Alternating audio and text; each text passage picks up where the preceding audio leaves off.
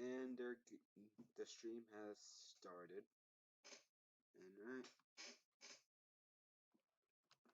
Apparently recording, we're just waiting for Izan to show up because he had a very interesting question. Indeed. Your question, it was quite interesting. It was very interesting, but I don't know if YouTube wants that at all.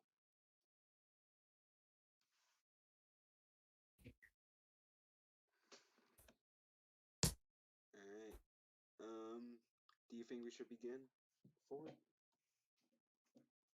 Do you think we should begin the interview asking questions? Yes. So you're Patrick, you have too many projects I don't want to count. Got like religion, like free programming languages, and like 5 bots. Yeah. It's Saturn, I think. Yeah, I think he's having technical difficulties. A bit. I don't know what you just. Hi. Yeah. So what made you come up with the idea of Instax? Like, it's a pretty interesting idea just for a programming language to be born.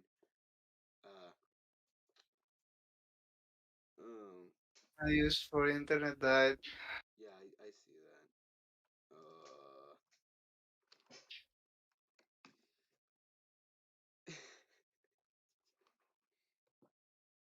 Yeah, we'll be back.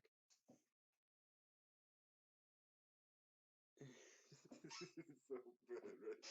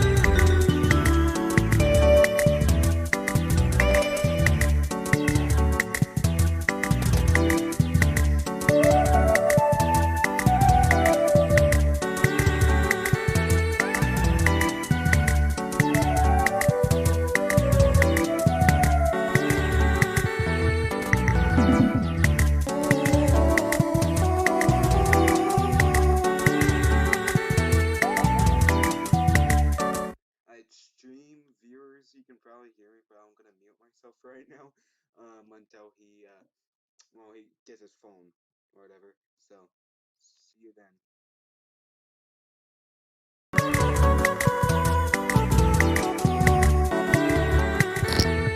Right. Does this work? Does seem so. Yeah, I think it sounds way more better. Okay. I'm now using Mika's phone instead because I think I didn't charge the phone that I use for internet and I've only just gotten home, so it's at 0%. It's not going to work. Alrighty then. So, Disconnected. I read a very interesting introduction so far to the stream.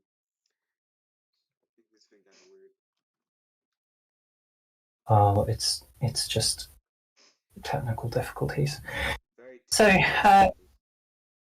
yeah, but I've been able to hear you the whole time though. So you said, you mentioned how I've got all these side projects too many to count, and I said, yeah, it's probably too many for me to count as well. Like, what made you come up with these ideas? You just brainstorm them off the spot?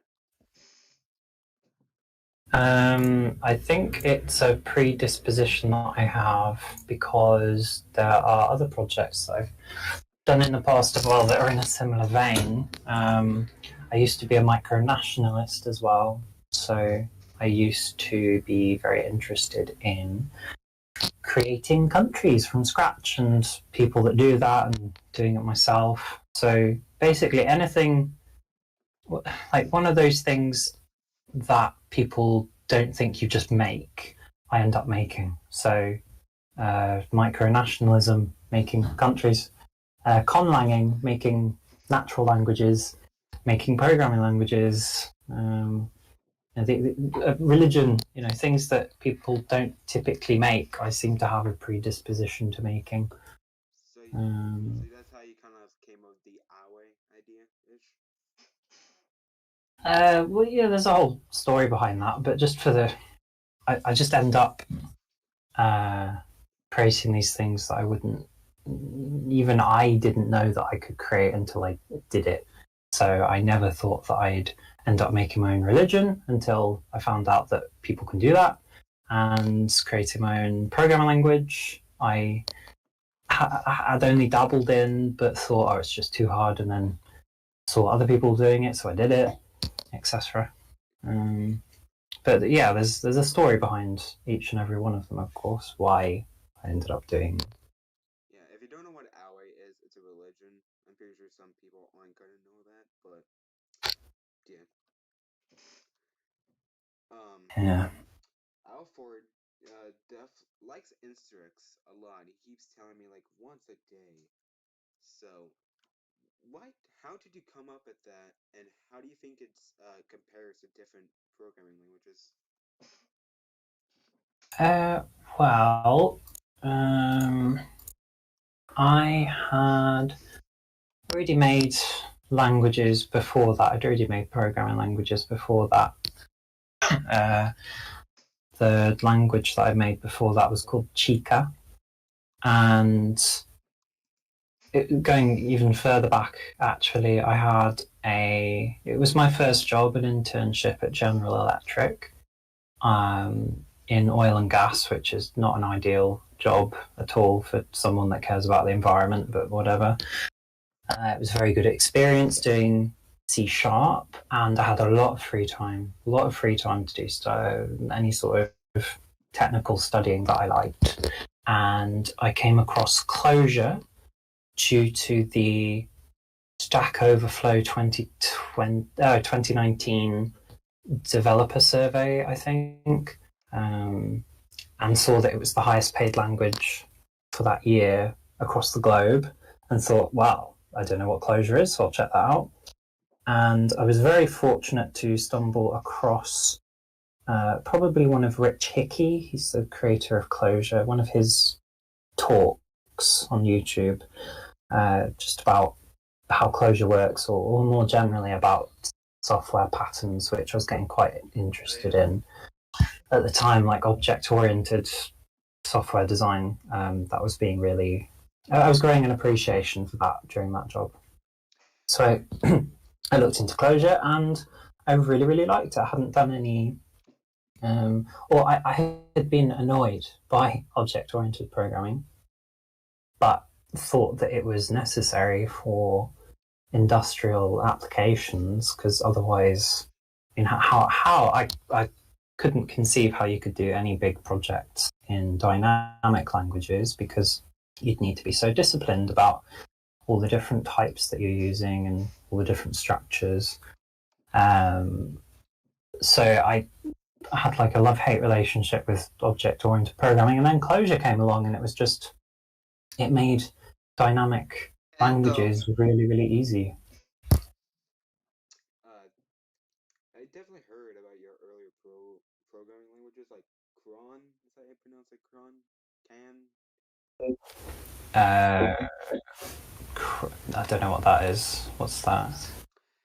Alford said it was one of your free programming languages that isn't Interx or something. So. Crontat, could you spell it in the chat, perhaps? Yeah.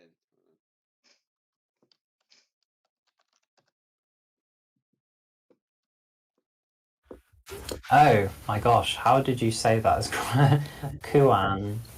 Yeah, that was one of my programming languages. It's not what, well, I suppose it's one of the three viable ones that I have, the ones that I'd bother talking about, yeah, but Toucan came after a league of other languages. It came between, I suppose the three are going to be in Citrix, Toucan, and Chica. Toucan came in the middle of those, which was a C Yeah, language. what is the difference between Chica, Quran, and Instructs? In Citrix. So Chica was the first big programming language that I made, and it was for Arduino, but I also made it work on PC as well, on Linux, because it made it a lot easier to debug something as big as a operating system slash programming language. I could use GDB for debugging and step through it like that, because I didn't have any good Arduino tooling. So Chica is very memory constrained. It can compile within 2 kilobytes of RAM, probably even smaller if you configure it in a certain way. Not that you'd probably bother. You wouldn't use it on any hardware that couldn't handle an SD card, because one of the dependencies that I sort of made sure that it has is it needs an SD card. Because you're only going to use it for applications that are you're only going to use it on devices that have good CPU clock speeds anyway. And then Toucan is also in C++, but it came after another language very aptly called FM, like ephemeral. It did not last for long, which I named it as such because I knew it wasn't going to last for long. That was also a C++ language. And it was very fun. The FM was my first just PC language. They've all been S expression syntax, of course. I've only ever tried once to make a language that wasn't, and it didn't do anything. Like you literally couldn't do anything on it. I got bored. But Toucan was an effort to make a nice programming language for PC. I thought, can I get faster than Python? And I did. I think it's about 3 times faster than C Python. Of course, it's nothing compared to like PyPy3 and now Mojo, I think, came out recently, or whatever that is. But for the standard Python interpreter, it's 3 times quicker. And its internals were inspired by a language called Ren, which is a very nice little language. I don't really know who uses it or for what, but it's written in C and it has beautiful documentation both inside of the code and outside of it. And it was teaching some really interesting ways of what would you call it? Like structuring things in memory. It was really interesting that you could fit so much into such a small space. So I recreated that in my own way with Toucan. Toucan does not do much at all. It doesn't even have vectors. I got bored of the project before I even got to adding vectors. I was going to add immutable vectors with a library called immer. And I just didn't get around to it. It doesn't give you any errors. Its syntax is lacking. Like it would never have closures or anything like that. But it was pretty fast. Like for the things that it could do, it was quite fast. So yeah, and that was fun. It was one of my most complicated C++ projects, and it really trained me into getting. I was once offered a job for C++, which has given me a lot of confidence moving forwards, because even if I forget C++, then I can just pick it up again and even become job worthy in it. But then it came to in Citrix, so I don't know how long it had been since I've been working on Toucan, but I knew Black Sheba, who is the lead developer. Like it's his project of Deadline, the Roblox game, and we were speaking. I think he was originally interested in Chica, the one that ran on Arduino. We would have met on some random server, can't remember which. And yeah, he was interested in using Chica in his projects. Eventually, he didn't use it at all, but we just got to chatting. And for the longest time, I didn't actually know what Deadline was. He never even spoke its name or anything. I didn't know. He told me that he had a Roblox game and he was working on it all the time, and I thought that was impressive enough. The things that I saw were impressive enough, but I didn't. What happened is he wanted a scripting language for the game, and I was in the mood to make a scripting language. So it happened. He sort of commissioned in Citrix for his game. That is the main place that it gets used. That is the sort of the main driver behind its development at the moment. And it's written in TypeScript, but it's written in a very strict, I wouldn't call it subset, but it's written in a very strict form of TypeScript, which has to be compatible with Roblox TS that translates TypeScript into Lua for Roblox. So it's a very strange project. Working on in Citrix itself is quite strange as well, because I have to, you can't even do string.length. You'd have to do string.size. But I've gone through great pains to make sure that in Citrix works on Roblox and PC with Node and the web. Basically anywhere JavaScript can run in Citrix. Which I'm not actually aware of any projects that are capable of doing that, any TypeScript projects that are compatible with Roblox TS and web and Node.js all at the same time. So I'm quite proud of that. And yeah, it's become a massive, massive project now. I've spent, I don't know, hundreds of hours on it. And yeah, I've really like it. It's turned out to be a really, really nice language. I had to make it. I think it's turned out so nice because unlike Chica and Toucan and etc., I actually had to make it for someone else, for other people. So it had to provide errors, and it has to, have friendly syntax. Like I would have made it a little bit like, instead of saying function, I would have said fn or defn or something like that for the syntax. And instead of, I don't know, I might have done variables a little differently, all that sort of stuff. But because it was for other people, I had to actually make it look nice and not esoteric. And it's always been a bit of push and shove because Black Sheba basically just wants a Python for actually a Lua. He wants a Lua for deadline, and I've given him a closure instead. So there's always a bit of contention because it's not very. I think it's fine for people that don't know how to code at all, but a lot of coders are wary of just S expressions, unfortunately, which is really unfortunate because there's nothing. Once you've learned one S expression language, all the rest of them just fall into place. It's just different.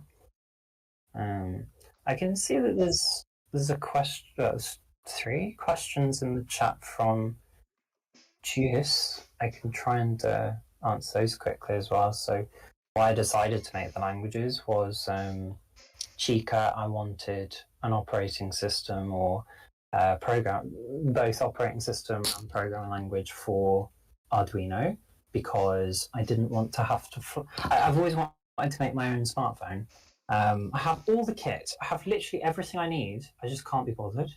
I'm just working with web and all that sort of stuff instead of Arduino these days. But I always wanted to make my own smartphone, and I didn't want to have to flash the device anytime I wanted to write software for it, because you'd have to write it in C# and then flash the whole chip. So I thought, well, only a programming language will do, quite a capable one. So Chica is very capable. It has a competitor as well called ULisp, which is a faithful subset of Common Lisp for Arduino. But mine is faster and uses less memory. And anything else? It has inter-process messaging, like it has multiple processors, so it's sort of multi-process. Which ULisp does not do any of that. But nobody was ever interested in it, unfortunately. Not really, other than Black Sheba. Nobody was interested, because people that know Common Lisp really, really like ULisp, because it's just Common Lisp. So they weren't going to be interested in this custom S expression language.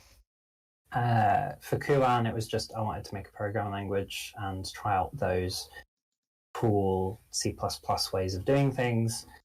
And in Citrix, of course, I've said at length. And how they've benefited me, Chica made me not an Arduino Pro by any means, because I'm very bad at electronics, but certainly learning how to target hardware that wasn't a PC and was not as forgiving as PC. Linux, if you do C++ on Linux and you do some memory management trickery, like you can do some really strange undefined behavior, actually, because if you can do a lot of things wrong in C++, and one of them is undefined behavior, where you just so happen to use a piece of behavior that works on your compiler, but if you use another compiler or if you target a different platform, it might work completely differently.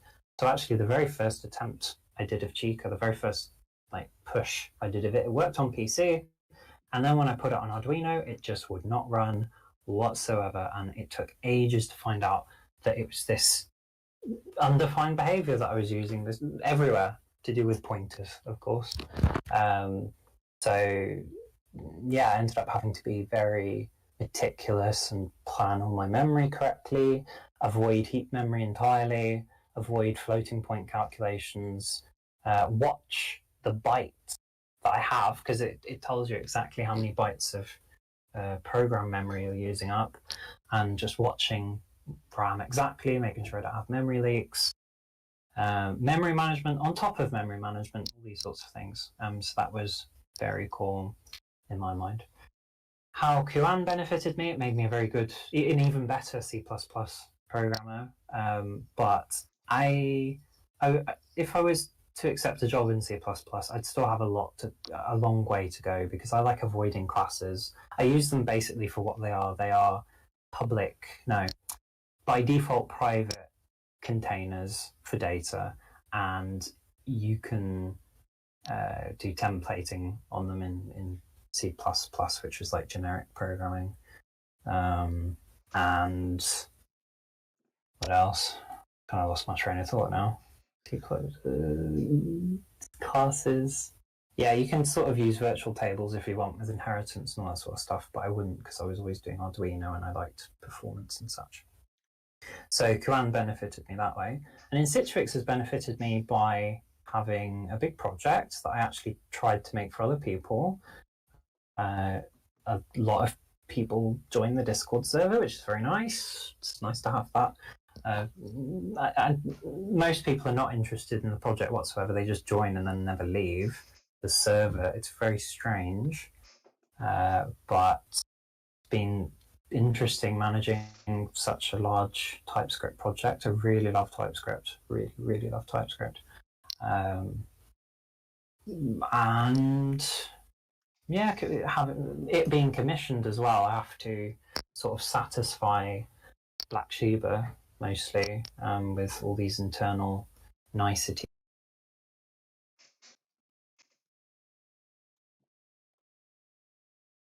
Not that many Roblox developers that want a custom scripting language, right?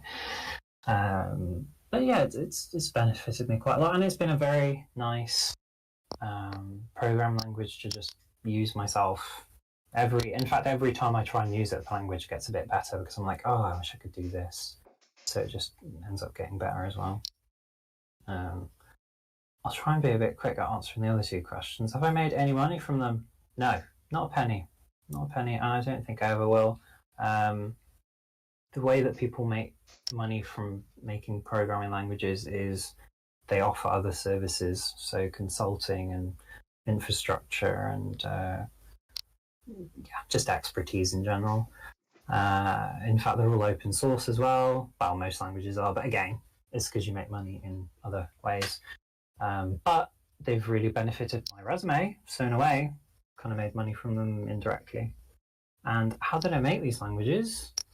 You just treat it like any other project, really. It's actually not that complicated. It's basically, it starts off as text processing, because you need to parse the things that people have written. But there's I don't use them, but there's lots of libraries to do that now. There's so many, like just plug and play syntax or grammar. I can't even remember because I've never used them, but you can sort of specify your grammar and it will pass it for you, and I can imagine do all the errors and stuff for you as well. And then the other half of it is just doing the things that the programming language is wanting to do. I mean, it depends on whether you're trying to compile the language to machine code, and you might want to use a backend for that, like LLVM, or you might want to target a low-level language like C or Zig. I think is actually a language that gets targeted as well. Or whether you're going to interpret it like I do with all of my languages. You have a sort of engine that you write that can execute the code, though it's never fast. I mean, in Citrix is crazy slow. It is phenomenally slow, and there isn't really much I can do to speed it up, especially because it needs to run in Roblox. It needs to be transpiled into Lua. There's no trickery that I can do with sort of like translation, inline translation to JavaScript and executing that instead. And the fact it's in JavaScript as well. If it was, but then again, even if it was C++, there isn't really much I could do aside from just trying to do it all as performant as I can. But I can't write a just-in-time compiler or anything like that. Compilers don't actually interest me. But you can make in Citrix fast instead of taking like one whole, like 12 whole seconds to do one of the Fibonacci.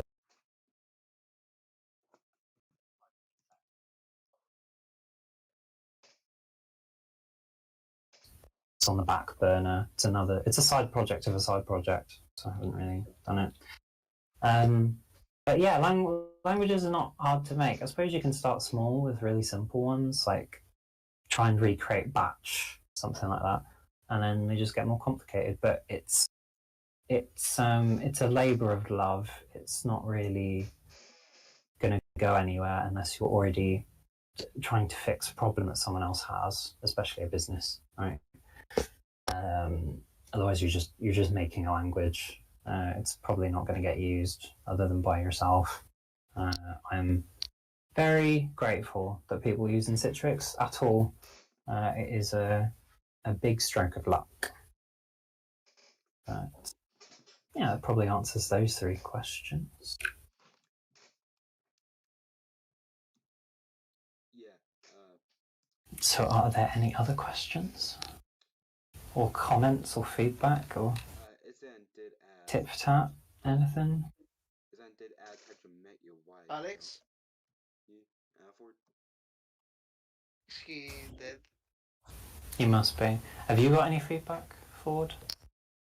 Not really. I mean, oh yeah, you could explain why in Citrix is so great? Why it's so great? That's rather a loaded question, but it's loaded in the right way, so I'll accept it. It's great because it does try and take the best bits of Clojure, which is a very nice programming language, and make them slightly better. Like it's not a Lisp. In Citrix, it's not a Lisp. It looks like Lisp. It's not. It doesn't have homo iconicity or macros, so you can't do any macro work in it. But it does absolutely enforce immutable data structures and the immutable way of coding, which is just gorgeous, and everyone should do it everywhere. Not possible when you're doing something like C++ and stuff. You can't do it all the time. But for a scripting language, it's just been very nice that you're just absolutely guaranteed that the data that you're working with isn't going to change right underneath you, which even happens in things like Python. You get these mutable operations that will just, bam, change your data structure, and somewhere else in your program just breaks. And I find that silly. The syntax is quite nice. The syntax is actually very nice. It's very terse. It's very... you can write very small programs in Citrix. It has, what is it now, 200 built-in operations, which is basically just me doing a load of code tasks like, oh gosh, I need to filter a list. Oh gosh, I need to skip every nth item in a list. Oh gosh, I need to reverse a string, whatever it is. Just all of these things are baked into the language so that then you don't have to write them yourself. That's very, very helpful. Like if you're just trying to do a bit of data analysis out of the blue, it's essentially like doing JavaScript with Lodash built in, and it's everywhere. So it's quite a nice experience. And it's got other things as well. The fact that it can run on web and Node and Roblox if you need that, that's quite an achievement. It's very portable. It's ridiculous portable. I've made a Discord bot for it. I've made a script that if you send me in Citrix, my Discord account will reply with it interpreted, because it's really like a one-liner to get it working. Yeah, it does have lots of other features that are listed on the website that I'm not going to cheat and look at. But yeah, it has lots of reasons to be good, I think. But it also has lots of reasons that I would never recommend it to some people at all. A lot of drawbacks, speed being one of them. But if you just need like a quick language to glue things together, or make, if you want to enjoy the language and forget things like speed, and you want to live in a dream world, then in Citrix is that dream world, I think.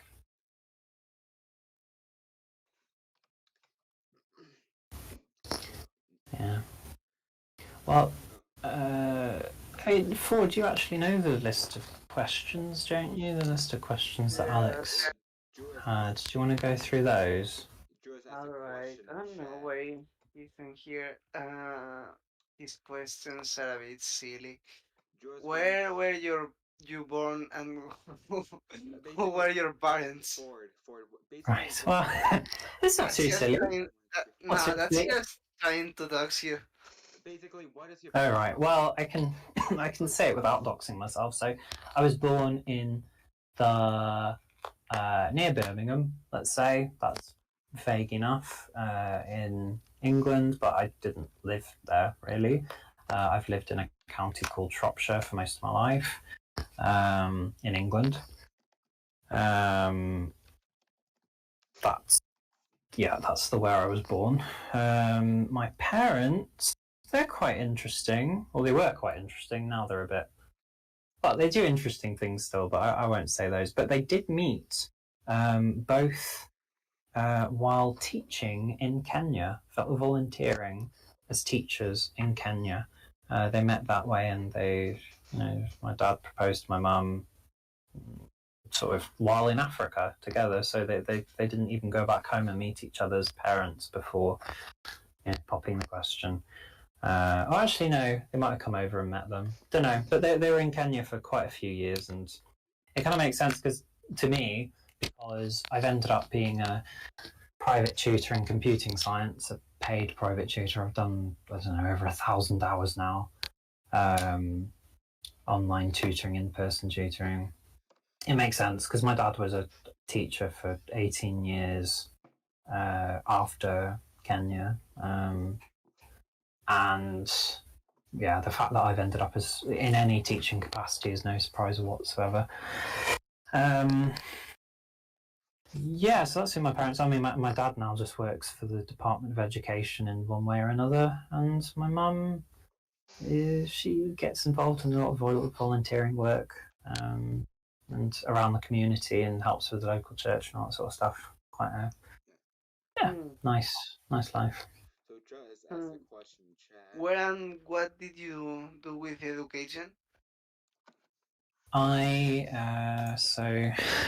went through the normal public education system in the UK, so primary school, secondary school. Did my 2 years of college in computing and IT. I then did a 2-year higher national diploma in applied computing, and then that counted as 1 year of a degree as well. So I could go to university and top that up. So that's what I did. I moved out, went to, I suppose I can say it's on my CV, Staffordshire University. Did what's it called? Just computing science. I did that for a year, and then I did my internship for a year, and then I went back for 6 months to do my final year project, which gives you your honours. So I got a first honours in computing science at Staffordshire University, but they were pretty much giving them away like candy at that time. So most people were getting a first. I even failed an entire module because I didn't take one 45-minute test. It sucked, actually. I had to pay a whole extra 3 months rent, and everyone else left and I stayed behind. It was pretty sad. But despite that, I still managed to get a first with honours, so still kind of tells you how easy it was. Yeah, and for education, it was, I think the most helpful part of it was probably the HND, the Higher National Diploma, which counted as the first year of a degree. I took a very long route. Instead of going to university for a year, I stayed in my college building and did the HND for 2 years. So it was really a course that was meant for people that want to do work on the side, or people that have children or something like that. But I took it anyway. So I spent a very, very long time in education, far longer than I should have, really. But it was very helpful because I learnt the fundamentals of the computer backwards, forwards, up, down. Whereas university was, even though it's the most expensive phase of education, was probably the most useless. I grew an appreciation for the academic way of doing things at the very end, actually, at the very, very end of university. My very last assignment, it all clicked. Like, okay, this is why we do references and bibliographies and this type of research and etc. This type of writing style, it all clicked just in time. But otherwise, the only thing I learned at university was QL, which has been very, very helpful. But that was pretty much the only thing that I learned, unfortunately, at university. Because I already knew a lot. I know that sounds pretentious, but the rest of it was just like corporate stuff, like what it's going to be like when you're employed.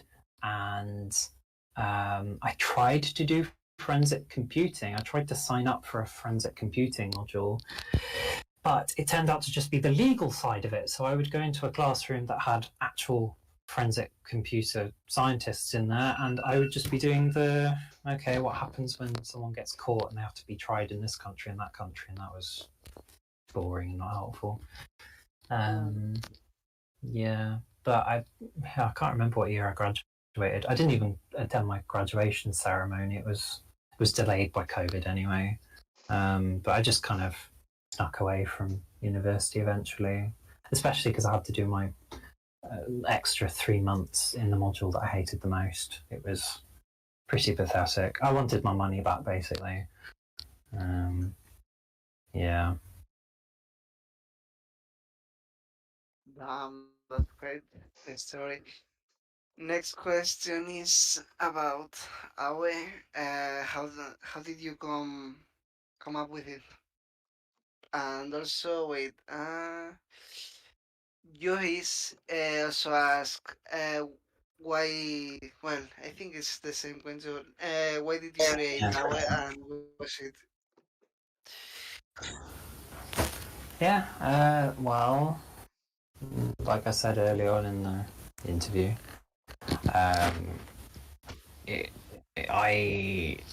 anytime I saw something big that you wouldn't think people could create, I'd have the propensity to create it. In this case, it was because I was not at all interested in religion prior to, I don't know, maybe 5 years ago. And really, I'm not terribly interested in actual theology these days either. But what happened is, I don't know, browsing Reddit or whatever it was, I saw mention of a documentary called Hail Satan with a question mark, and it was going over the altruistic exploits of the Satanic Temple in America. And that was very interesting to me, the fact that these practically atheists had created a legal religion in the US because they had ticked all the boxes necessary to be a religion, which means they got all the tax exemption, etc. And what they were doing is basically trolling, for lack of a better word, Christians in the US, because Christians in the US have a lot of reach. They have a lot of reach. They have, their after school clubs and their big churches and the stuff on the money, in God we trust, all that sort of stuff. The swearing on the Bible, it's everywhere. And essentially the Satanic Temple's going, well, it's church. The church is separated from state in the US. We are also a religion, so we should be able to swear on not the Satanic Bible, that's another type of Satanism, but we can swear on something else. And you have a statue of the Ten Commandments on city property, fine, we can have a 10-foot statue of Baphomet, this goat demon thing, on there as well, because it's our religion. They have after school clubs, satanic after school clubs, and you can just imagine how much furor that causes in America. So it was just quite interesting. And what else? They also had legal loopholes, which I'm actually not sure whether they are doing it these days as well, but satanic abortions, where due to religious exemption, they would be able to offer abortions in US states that wouldn't normally allow them, which was very nice to do. But I don't know, maybe they're doing even more of that now because of the laws that have passed in America federally, I suppose. So upon seeing that, I affiliated myself with the Satanic Temple for about a year, and I just very lightly joined their sparse communities, Facebook groups, and I didn't really use Discord much back then, actually, so I wasn't really on their Discord or anything. But I don't even know if they have a Discord, but I affiliated myself with those people, and I do not care for trolling. Absolutely uninterested. I'm uninterested when other people do it. I'm uninterested myself in doing it, and even when I was younger, I was not interested in doing it either. So the fact that they amount to what is essentially trolling Christianity and other religions did not appeal to me. But what did was the secular values and sort of gathering around this, and of course creating a religion. When you think, well, you can't create a religion, can you? But you can, legally, you can. You just need enough people, a place of worship, doctrine, etc. Some sort of leadership structure, those sorts of things. But then, while I was still a Satanist, I had a Muslim friend at the time, and I wanted to learn a bit more about Islam because I knew very little, and it was becoming apparent when her and I were talking that actually I had massive misconceptions of Islam, especially being just this average British white guy. I had very poor notions of what Islam was when we would have so much. You can't call it Islamic terrorism because they're not truly Islamic, I don't think. But ISIS and Al-Qaeda and all these sorts of things. So I started studying, lightly studying the Quran with the help of her, and it was enlightening in some ways. Finally I got to learn what actually studying a religion was like. I didn't do it very deeply. I didn't even study the hadith, really. I wanted to avoid the hadith because that's where the most contention was for me, for debate and argument. There are some very strange things in the Hadith, but the Quran itself, it's like, okay, if they truly believe it's their, like communication directly from God, unaltered, etc., then that should be interesting. I'll have a look into it. And really, I had not been religious to that point. I'd been a pragmatic agnostic, I would have described myself, since I was 14. But from reading the Quran, I became atheist, which was completely the opposite of what the poor Muslim friend of mine was hoping. It just made me atheist, because for once in my life I actually started thinking about these things, and I came to the positive affirmation. It's like, okay, well, I don't think this exists. I really, if this is it, if I thought there was going to be like something really grand to it, but there wasn't, unfortunately, for me personally. And eventually all the arguments in favor of Islam just fell one by one, and ever since, Muslims come to my servers and they're like, I will prove Islam to you, and it's like, you probably won't. I've heard pretty much all the arguments, and in fact, if I was Muslim, there's a lot of arguments that they use that I would not use myself, because they just really, it's unfortunate. They seem to have like a big community of people that have all the same talking points. Some of them are philosophically challenging, and the others are just terrible. But yeah, but it was from this that it got my brain juices flowing, and I thought, well, the Satanic Temple exists, but that was starting to become unappealing to me, because it's called the Satanic Temple. It's not very accessible. It's for people that, want this alternative lifestyle, are attracted to satanic imagery, attracted to the other, essentially this alternative subculture.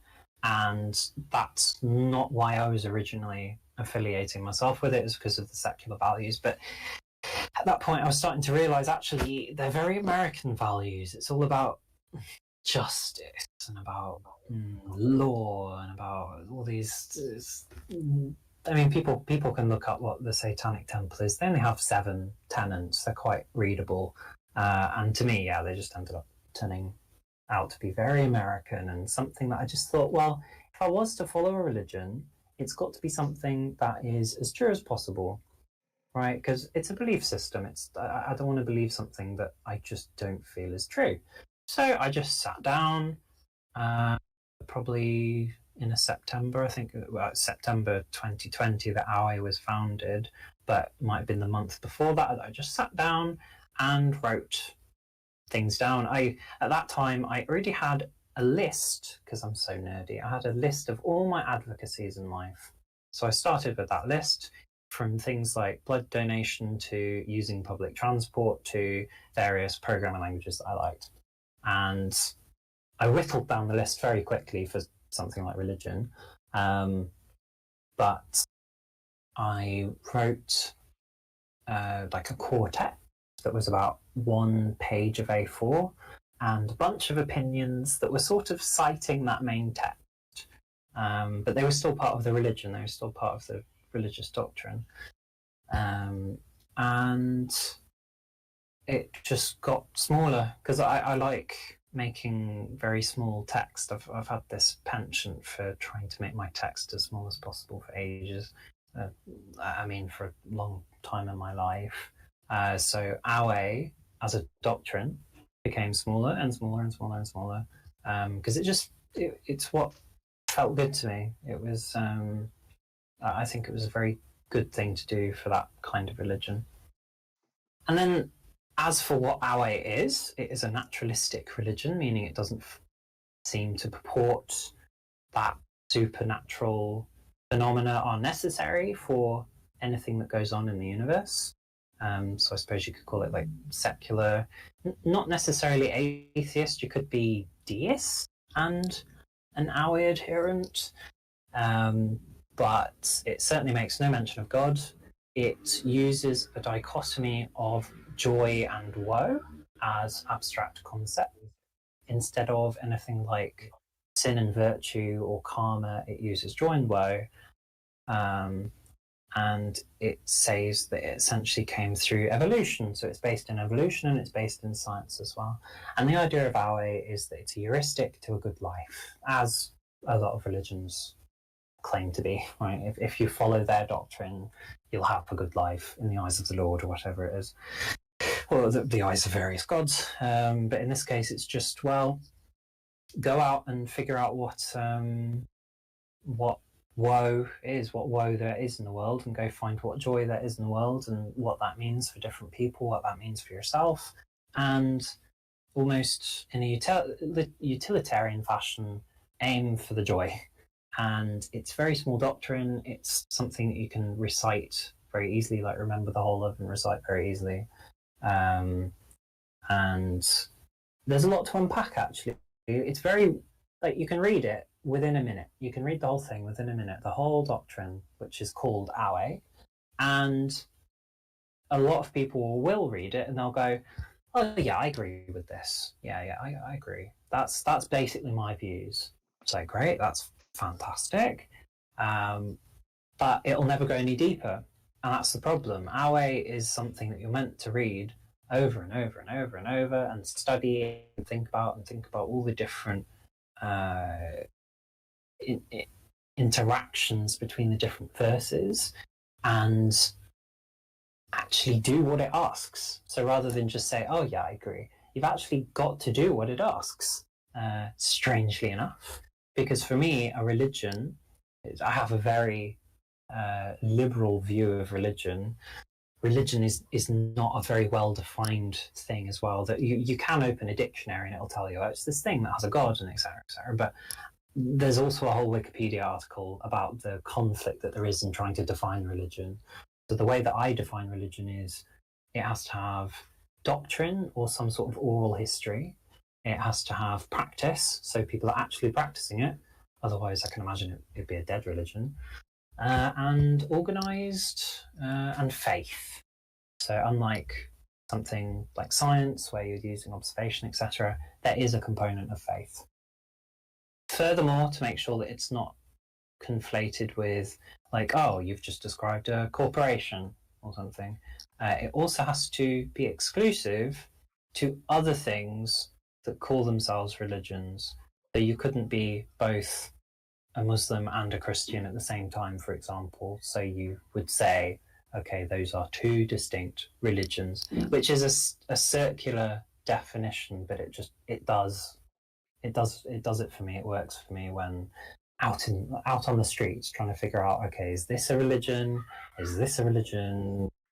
Because I run a server I run a Discord server that has scores of religions that other people have made, that all have under 1,000 adherents globally, and not necessarily religions that people have made. Like, we also get these old tribal ones with only a few families left and all those sorts of things. But I do have to have some sort of workable definition for, okay, what is a religion? Do they belong on this server? Are they just being fictional, satirical, etc.? But yeah, there's plenty of information online about what Auekha is, and in Citrix actually. All my projects have quite good documentation. Yeah, I think I need to start shortening my answers. I need like a clock to answer these things, because I will just ramble on and on and on. Yeah. So how did you meet your partner is one of the questions that got asked.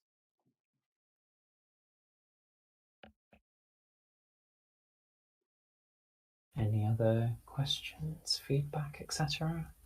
I just said one, Patrick. Yes.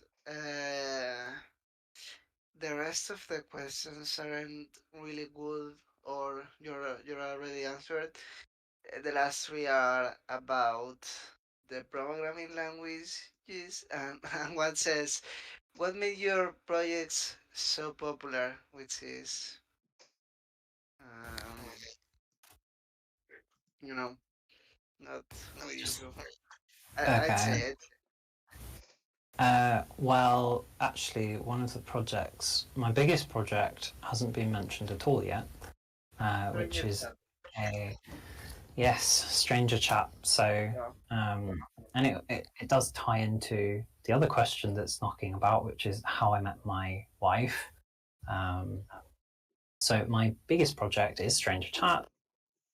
It's like an Omegle or Omegle or a chat roulette or whatever you want to call it for Discord. So it's just a bot that if you join one of two servers, it will DM you going, hey, if you want to speak to a stranger, just send me something, and eventually it will get sent to a stranger.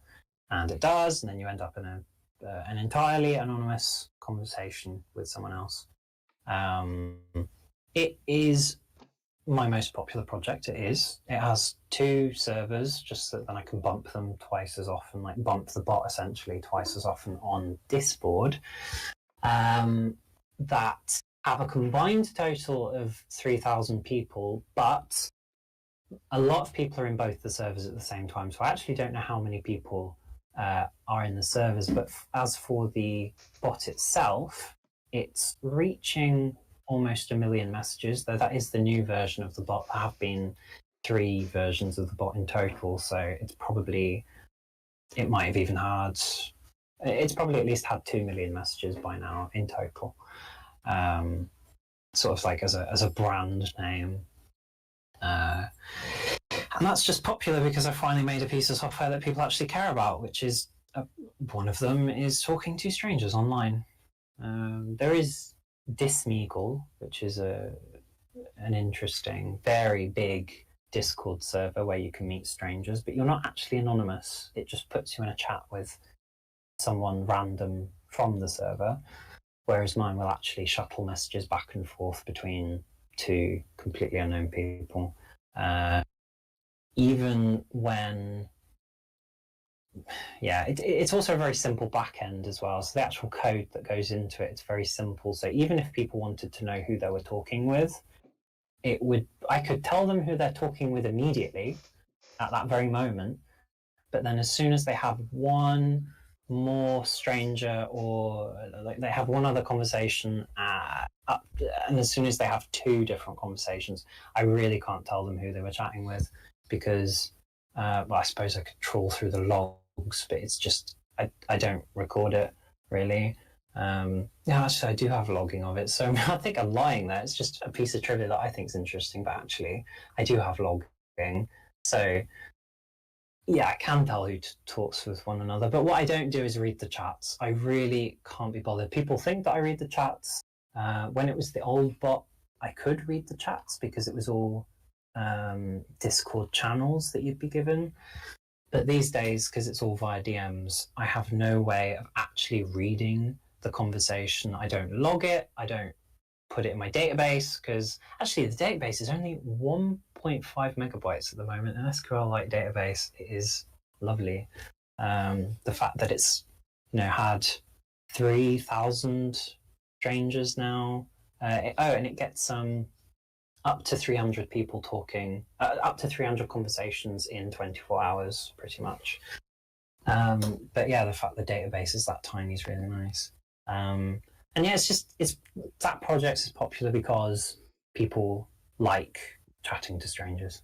It has a blocking system which allows people to block creeps and such because it's practically unmoderated, other than Discord's very basic like auto modding via DMs. It's quite. I actually find it quite problematic because if you did want to report a user, you'd have to go through me first.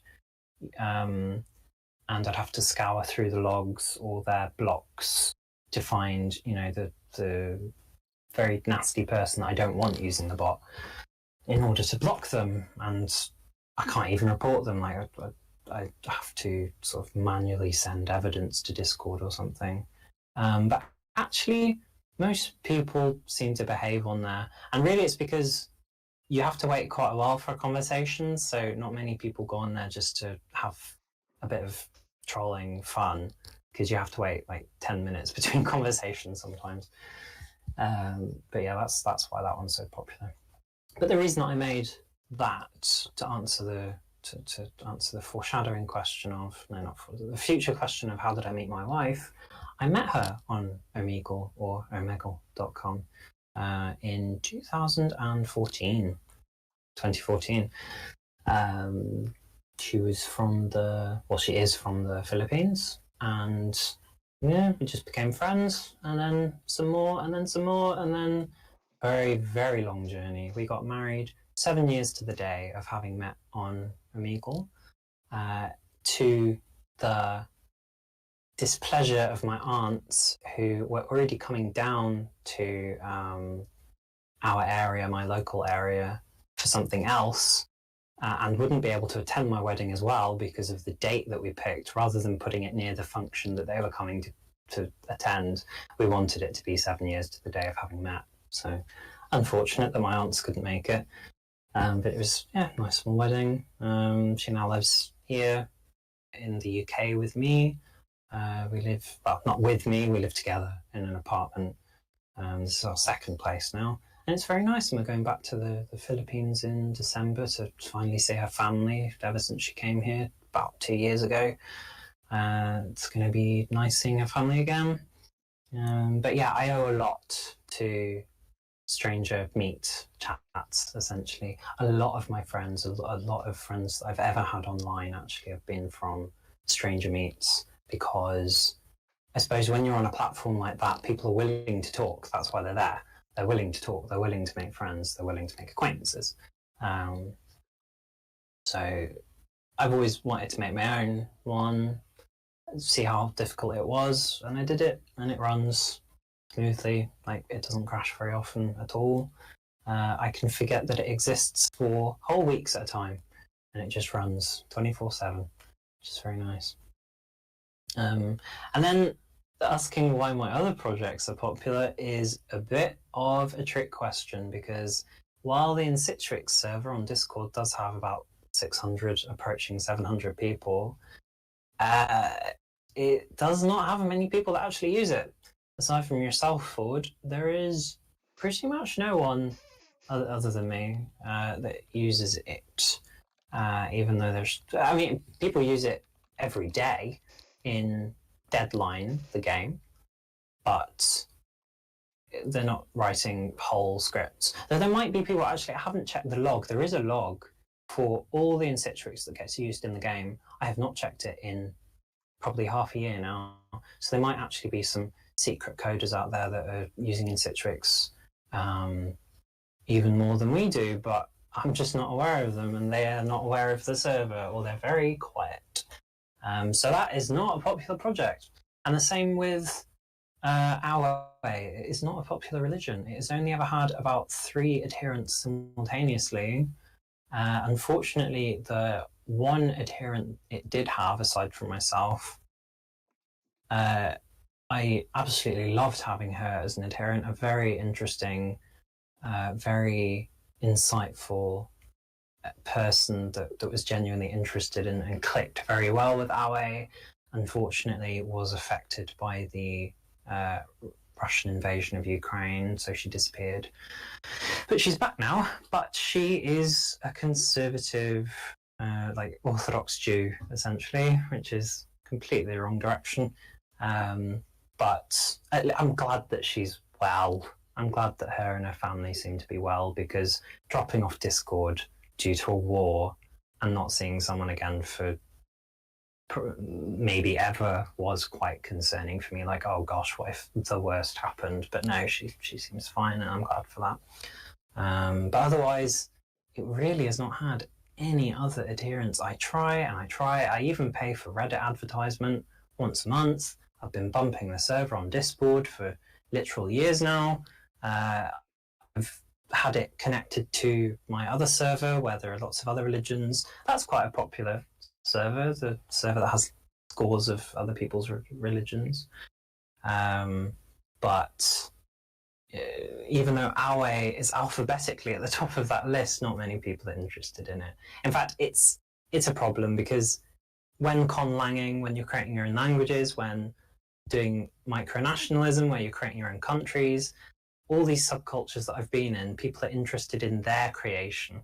They're not really interested in everybody else's. And unfortunately, they are pretty much the only kind of people on Earth that would care that you've made a natural language or would care that you've made a country. But they're already the prince of their own principality somewhere, or they already have their own weird mix of German and Japanese that they're working on, so they don't really care about yours, conlang, whatever it is. Same goes for religion. You've got all these people that are, you've literally probably 100 people by now have gone through that server with their own religion, their own faith that no one else in the world shares, and no one else is, because most of them have been abandoned. Actually, most of the religions have been abandoned, archived. But people that are interested in fresh religion already have their own religions, or already have their own path that they're walking. So it's not really, it's not a popular thing. It's not a popular project. And as for my other projects, what is there? Toucan. I don't even use Toucan. Chica. I might use Chica again one day. I've got to use it. I spent, I don't know, 4-6 months of my life on Chica, so I'll have to use it again one day. But nobody else in the world's interested in it. So really, I don't have very popular projects. But I end up, because I have so many servers and I have so many bots that I do keep running, and I do keep my projects running for an awfully long time, I think people do just kind of stick and orbit, and I think orbiting is exactly the right word. People just hang around because there's 100 other people in the server, so something must be going on.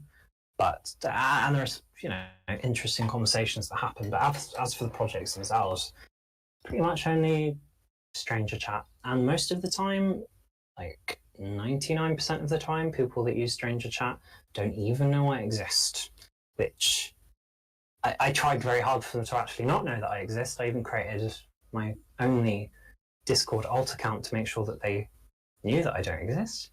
But yeah, which actually I have tried to ask. I'm genuinely curious why this interview's even happened, because I am a fairly normal person in my eyes. I do have my fingers in many pies, but none of them are that big. That doesn't make sense, but none of them are that impressive, really. It's not like I have a business or anything. I have a salaried job, I do private tutoring, I have a language, a religion, other language, because I do have conlang still, so I have natural languages, but all of them kind of unpopular. So it doesn't, it seems to add up, perhaps, and be impressive. I can see Juhis in the chat saying most people don't have a program language and a religion. Yeah, I don't think I've met anyone that has both at the same time, I will be honest. But a lot of people do have programming languages. Somebody has to make them. And a lot of people do have their own religions. But yeah, it is rare. I'm certainly getting into the real weird niches. Sometimes creating the niches. Like, there was not any representation of religions with fewer than 1,000 people online. You just very rarely bump into that crazy person that is in a Christian server going, oh, but I have my own religion and it's this and it's that. So, I mean, the term micro-religion doesn't even exist, really. I made it up from micro-nationalism, micro-religion, but a lot of people join and then they use it like it's some academic term, like, oh yes, micro-religion's here, like, nope, I just made that word up. And macro-religion as well, just the natural opposite of it. But yeah, any other questions? Not really. Not really. Do we have any idea where Alex has gone? I've seen him in the chat, but I don't know why he's not speaking. Wait, no, also, what was, because I saw the readme on Institux, and it said inspired by Epitheuxis. Oh, yeah. Epizeuxis, yes. One of the inspirations for Institux was a language, another programming language called epizeuxis. Epizeuxis means learning by repetition, I think. Especially if you... No, actually not learning by repetition. To be more precise, it's when you say something 3 times or more to really hammer it home. So I can't think of any examples right now. I know, just saying anything like bread is good for your health, bread is good for your health, bread is good for your health. That is 3. I'm not endorsing bread there, but if you say it 3 times, it's really hammering it home. That's epizeuxis. So epizeuxis is a language that I made in 2 days, over a weekend, in JavaScript. It's the worst JavaScript I've ever written, the most cursed JavaScript I've ever written, but it is, I know, 80% of what... Well, no. Yeah, well, syntactically, functionally, it is 80, maybe 70 these days, % of what in Citrix can do, but I did it in 2 days because I just bashed it out. I just did the dirtiest JavaScript I could. Very slow, very weird to use. It was meant to be so that then I could use it for tutoring, but I didn't because it's a very weird language. But it does work and you can do things in it. It just has this web REPL. But yeah, that turned into in Citrix kind of because I did it prior to in Citrix. I just wanted to see how quickly I could create a program language, and JavaScript was the tool for the job at that moment. I don't even think I'd learned TypeScript at that point. Or maybe I did, but I knew that it wouldn't work for something like that. I've been asked in the chat how old I am. I am 26, which is ridiculous. It doesn't go down. The number does not shrink. I did not consent to the last 5 years of aging, at least. I think actually people get surprised sometimes, or they used to get surprised because I'd been in education for so long. All my peers, my work peers, would actually be a bit younger than me, even at least by a year, because I just held myself back for so long. And it will get increasingly weird on Discord forevermore because, of course, the average age is permanently 13 on Discord. Average, dragged down by people that shouldn't even be using Discord. So it just gets increasingly weird. And I am trying to spend less time on Discord. Like I'm starting to make a pledge to myself that I'm not going to use Discord on Wednesdays. The least I can do to try and get off Discord. It's very hard because I am the moderator of all these different servers and it's where all my projects are and everything, but I just want to make some attempt to not be on Discord. I actually don't have any other social media. This is just the place that I live at the moment. But yeah, so I can essentially every Wednesday go social media free completely. So it's nothing else. I have a Facebook, but it's only for my what's it called? Messenger. My Quest 2 VR headset. I needed an account in order to use it, so I created a fake account essentially. Don't tell Facebook that I said that, but I suppose it's helpful for family chats. Not my family, my wife's. And yeah, I don't have any other social media. I'm not on X. I do have my username, like the username I use everywhere, except for Discord, ironically enough. I have that on X, but I do not use it. I used to use Telegram a lot because it's how I spoke to my now wife when she was my girlfriend and we were LDR, long distance relationship, but don't really use it anymore other than for family again. I don't even particularly directly message people on Discord either. I do for doing things like business wise, but otherwise I try and stick to servers. So I suppose I do have a simpler social life than others on the internet. I'll be proud of that. Didn't you have like an Instagram? Didn't have what? Sorry. An Instagram. Instagram, yeah, I had Instagram. I had two Instagrams. I had Instagram normally, where I enjoyed chatting to people online, and I had an Auekha one as well, which didn't go anywhere at all, so I just deleted it. But I eventually just got rid of everything in the end. I just deleted so much. I even changed my number. When my wife moved over here, essentially, I thought, right, now that my wife is here, a different life is starting. I'm gonna change my number.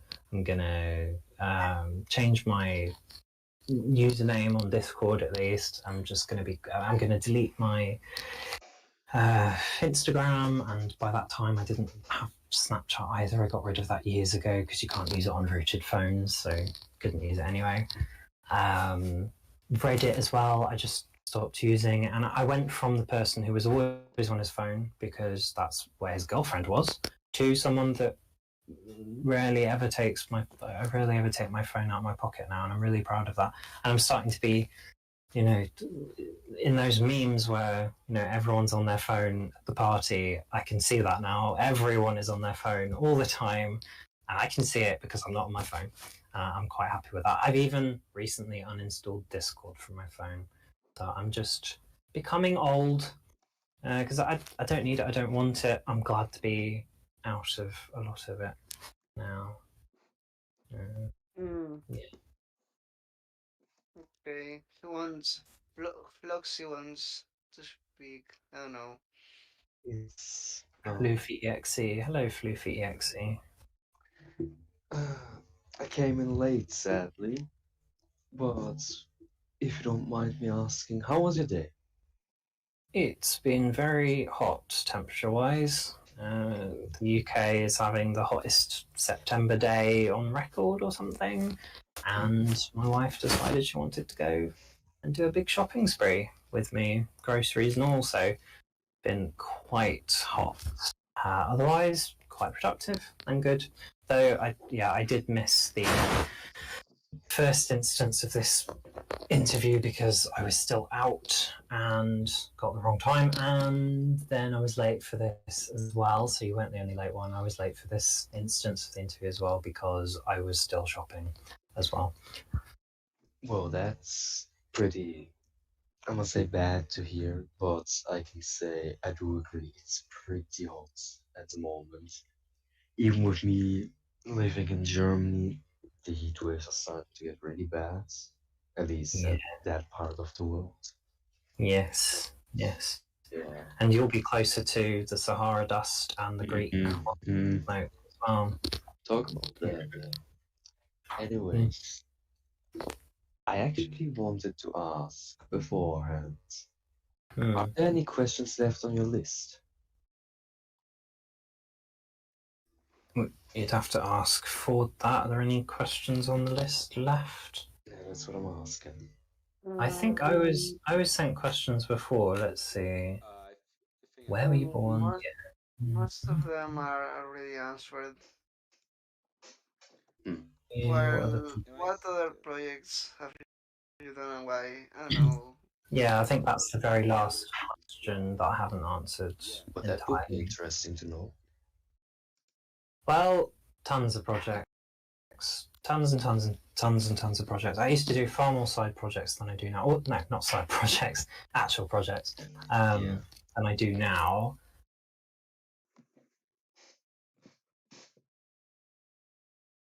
My over a decade of coding now. But the most recent ones, not too many. I mean, I do make a lot of Discord bots now. Well, not a lot. I make a few Discord bots. I like slapping them together because it's so easy to do now. I used to find it really difficult. Now it's just really, really easy. Like I made a Discord bot recently that can answer questions about my religion by using ChatGPT, because the religion is only, literally, its doctrine is 83 words long. So that fits in a ChatGPT prompt, or a GPT prompt, very easily, along with extra information on how to answer the questions and any extra parts that might not be obvious to GPT from the doctrine alone. Though actually, GPT is very good at understanding Auekha as a religion. It just seems to fit in its teeny tiny brain very easily. You can ask it questions about every single verse, and it'll get it about 90% the way that I would have answered it, which is kind of what I wanted. Like, yeah, if you take it all at once, if you read it all at once, and then try and like answer questions with it, you should be able to. So I'm quite happy with that. So that's one of my side projects. Easy peasy. That was very few lines. I made another one for Auekha as well, where it'll just respond with verses. But as for bigger projects, there is a game called Screeps.com, I think, where it's a live multiplayer game that you code you have to code an AI to live in this sort of world. So there's lots of resources around, and there's other people in the same world, and you have to control these little robots that go around collecting resources and building defenses and fighting back and all that sort of stuff. And you have to code it all in JavaScript. So you get given functions to pathfind particular places and query the map for resource locations and all the different stats of things that you can see in your like fog of war. But then everything else you have to do yourself, and it's quite difficult because JavaScript does not lend itself very well to memory. How do you put it? Like being in constrained memory, and it's not very easy to optimize either. You can't do micro optimizations like you do in C++. So you only yeah, well, it's just the nature of the language. But Screeps forces all people, or all AI, to be invoked with essentially the state of the world, do the stuff that it needs to do within a few hundreds of milliseconds, and it does that in parallel every 3 to 6 seconds for all players of the game for the entire world and worlds that they have. So it's a real number crunching game that they're doing to have everyone do the next turn, essentially. So it's like a 3-second tick, everything moves. So you only get so much memory as well, you only get so much CPU power and so many cores. And so rather than micro optimizations and etc., you have to do very interesting tricks like reusing paths, using efficient algorithms for task assignments, responding to changes very quickly in the environment. So, an enemy steps into your part of the map, you have to drop tasks and start dealing with that instead. Or, just this random opportunity comes up. How do you approach that? It costs time and it costs energy and resources, etc., to even move anywhere. So you have to calculate this whole graph kind of opportunities, and I was absolutely fascinated with it when I was playing it, but now to write a really good AI, you have to spend a lot of time doing it, and I just don't have time anymore, so I just haven't gone on it. But I do recommend the game for people that do have time and do want to learn JavaScript even better than they already know it, or TypeScript. Of course, I use TypeScript. It's very fun. It's a very fun game. Lots of documentation you have to read to get started, but they have this nice simulator that you can run locally and all that sort of stuff. I'm trying to think of any other projects though. I'd have to raid my let's have a look. My GitHub, because I put most things on GitHub. I can't tell Let's have a look. The things I can relate to. Yeah, so obviously there's the anonymous chatbot. I've got a circuit simulator, like a 2D logic circuit simulator, because I've done a few of those. I used to like trying to make a computer in Minecraft when I was younger, but that takes forever. So I made a terminal version of like a logic, not Redstone exactly, but like logic gates and stuff in C++, and then I did another one in C++, but graphical with SFML, and then I finally did this TypeScript one that you can. Yep. Yes. Little side projects like swarm intelligence, like a swarm intelligence demonstration, doing neural networks from scratch. That's quite fun, but I do it really basic. Like it can only really play the game Snake or aim a ball at a moving target and hit it with gravity and ballistics essentially, because I use a genetic algorithm, kind of like evolution. Actually, it's exactly like evolution in some ways. Survival of the fittest, and just randomly mutating the little brains to get them to solve these little challenges, which is nice. I recently wrote a bot in Citrix that posts a cartoonist called Vegan Sidekick posts his over 1,000 comics once every 6 hours to the Citrix server, and that's written in Citrix. That's the first bot written in Citrix. But all it can do is just send those comics every such and such hours. What else? Oh, I do a lot of private freelancing. So I make crypto analysis software for one of my ex-students, being a private tutor. But I'm not interested in cryptocurrency at all. I used to have a tenth of a Bitcoin, but I sold it at $70. So I was not interested in cryptocurrency at all. And I'm even less interested now. I know I could have had $6,000 or something, like 65,000 if I knew exactly when to cash out. But yeah, I do lots and lots of software for that by the hour, paid by the hour. What else?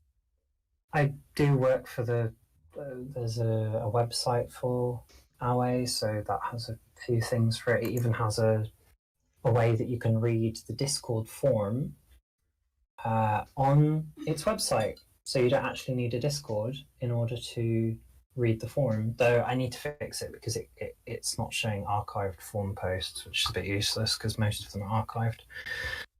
Another programming language that I didn't really do, 2D simulator, like a physics simulator using a library that does 2D physics simulation. Didn't really work on that much, but that was really nice. Has a really nice windowing, context menu system. That's the best part of it. But there were a few bugs in the library that I just couldn't really handle, or a few limitations of the library. I've dropped it. Little notes application for myself. Another programming language, but it's teeny tiny. My conlangs. Some really old projects. Oh, and a bot to help me learn and manage one of my conlangs, one of my constructed languages. Yeah, it's got like a very basic kind of Duolingo-ish thing. Yeah, lots of stuff, lots and lots of stuff on my repository. Well then, that's not bad at all. But yeah, that was the last question, right? I think it was. I have no idea. Yeah. There was another question, which was no, that was the other question. What other projects have I done? So that's it's just a big list of questions. But did you actually have a specific question yourself, other than how was my day? Let's see. It's not really a program-related question. That's fine. But I do want to ask you about your opinion on, and I know this will be pretty much a bit self-explanatory while I'm asking this, but what's your opinion on furries? I've had friends who are furries. My brother was kind of interested in it for a brief while. I think just because of the kind of Discord servers he was in, though, not very ardent as a furry at all. It's fine. I mean, there are some people that I can see that there are some people that get attracted to the subculture that can be quite unpleasant, but I can tell that it's unpleasant for the other people that are furries as well. So it's not like they want them there. It's fine. I mean, it's curious that so many people are interested in it, because if you ask me, I wasn't. I don't even think I was aware of what furries were, or if they even existed 10 years ago. I mean, maybe they existed all the way back to ancient times, whatever it is, one of those things. But That's a very good question, actually. it's curious that so many people are interested in it and sort of the demographics of it. I'll say just demographics. Yeah. Yeah, it's certainly not something that I have any interest in myself, but it does seem to be quite a what do you call a driver of culture on the internet. We'll put it that way. There's a lot of things that seem to have come from the furry community that have entered mainstream. To give answer the fullest, to give your question the fullest answer I can. There you go. Well, that's actually a perfect answer, actually. Damn. I do try. I expect worse. Actually, I expect worse coming from program. No, it's no, I, I don't really care. I mean, it's just it's another subculture like anything else. Alex has been asking if he should test his microphone. Yeah, You can go and test it. Give it a go. yeah. Worst thing that could happen is it just blows up right while you have it on. Yeah. I mean, that would be the worst case scenario, at least. Yeah, we can't hear it whatsoever, unfortunately. You might wanna... Wait, what is he running on? What operating system? Probably Windows. You know what it's like. There's your problem. You've got the bleeding edge of the worst thing in the world, don't you? I mean... I do say this on a Windows laptop though, because it's my work laptop and I need it for work, unfortunately. But all my personal laptops are either Ubuntu or Debian. Same with the Raspberry Pis that I have, Ubuntu or Debian. I don't really use anything else either. I don't even change my. When I'm on Ubuntu, I don't even really change my wallpaper or anything. I just get on with whatever I need to do. I used to be interested, like so many other Linux enthusiasts, with tinkering with the operating system as much as you like to your heart's content, because that's sort of the point. But I just want my computer to turn on when I ask it to and run the stuff and then turn off again. Yeah. So, yeah. But the real question is, I heard Ubuntu and Debian. Why not Mint? Because that's my question now. I personally run on Mint. I've tried Debian. It's pretty good. I've tried Ubuntu. It's good too. But Mint, especially Mint XFCE, has been my daily driver for all my devices. Even my phone to some extent. Well, my phone almost used to be an Ubuntu daily driver, Ubuntu Touch, or whatever it's called. But unfortunately, they never added the Dvorak keyboard, which I still use. I've used it since 2013, and they never added it, so I never did it. Why not Mint? I've only probably ever used Mint once, just because I started with Ubuntu. It was the most popular one at the time when I started using it. And decades, it's very satisfying. And it's just been nice because it is one of those things that you can just turn on and it'll work. And I've never had to relearn anything. Like, I haven't had to learn any other package managers and software that's available. And I know where all the Ubuntu forms are, and scripts that I wrote years ago still work, all that sort of stuff. So it's just what I got used to, and it's it's at least not Windows. It's the very first ship jump, and then just it's a fairly uncontroversial. I remember there was a little bit of controversy around Linux Mint years ago, but there's also been controversy around Ubuntu as well. Like, oh, they added a link to Amazon, so scary. But otherwise, and I suppose closed binaries probably. Yeah, they allow closed binary, but really, I just do a lot now.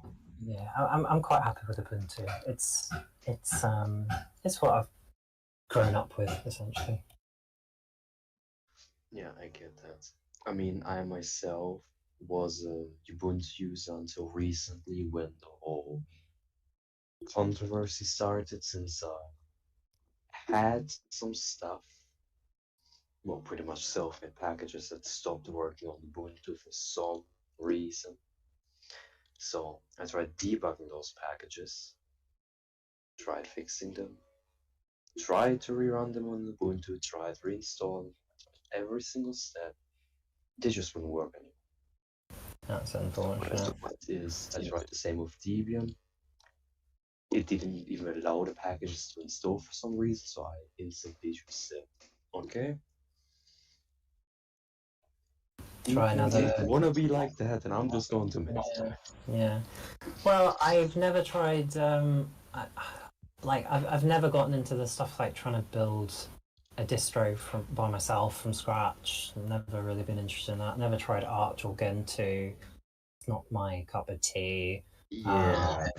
I think there's one particular thing. I do. Yeah, I do add a little bit of flavor to my Debian and Ubuntu experience. I have used XFCE.